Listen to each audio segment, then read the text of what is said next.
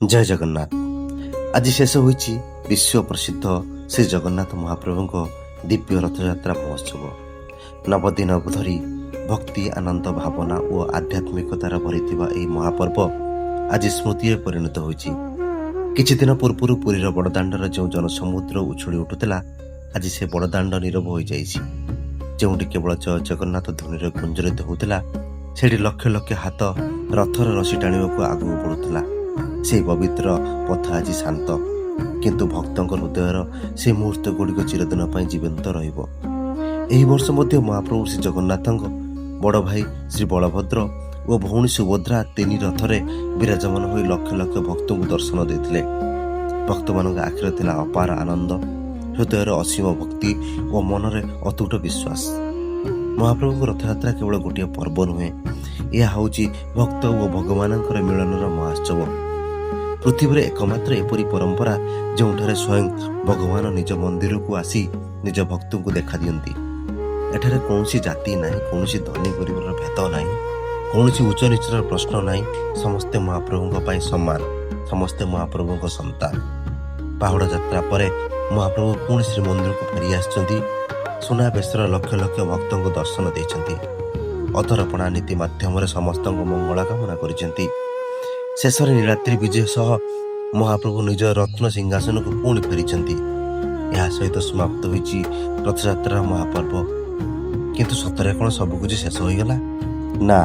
भक्तिर केबे शेष नाई, महाप्रभु प्रति प्रेमर केबे शेष नाई। रथयात्रा सरी जाए किंतु महाप्रभु स्मृति प्रत्येक भक्तों हृदय बंची रहे। आज जितेबाला भक्त मैंने पुरी को निज निजर घर को फेरी जिवे सेमानंको आखिर खुशी सह अल्प किछि लुह मध्य रही। कारण आउ गोटे वर्ष पर्यंत सेमानंको एही दिव्य दर्शन पई अपेक्षा करबाकू पड़िबो। हुए तो आज आपण मध्य पुरी को फेरी जिवे, हुए तो आज आपण मध्य पुरी को फेरी जिवे, हुए तो आपण मध्य रथर रसी टाणिछंती, हुए तो आपण मध्य महाप्रभु को देखि आखिर लुह झराइछंती। से स्मृति ही आगामी वर्ष पर्यंत आम साथी हो रहिबो। महाप्रभु आमको गोटे बड़ शिक्षा देइछंती। जीवनर मिलन अच्छी, विच्छेद मध्य अच्छी, सुख अच्छी, दुख मध्य अच्छी, किंतु विश्वास केबे हराइबा उचित नुहे। जेपरी प्रति वर्ष आषाढ़ मास फेरी आसे सेहीपरि जीवनर खराब समय पर भल समय निश्चित आसे। आज पुणी आरंभ हो गणना। 365 दिन अपेक्षा।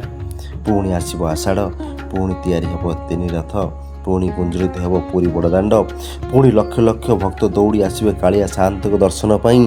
पुणी रथरे बसी टाणिबाकू आगू बढ़िब लक्ष लक्ष हाथ। पुणी आकाश गुंजी उठिब जय जगन्नाथ, जय बलभद्र, जय माँ सुभद्रा।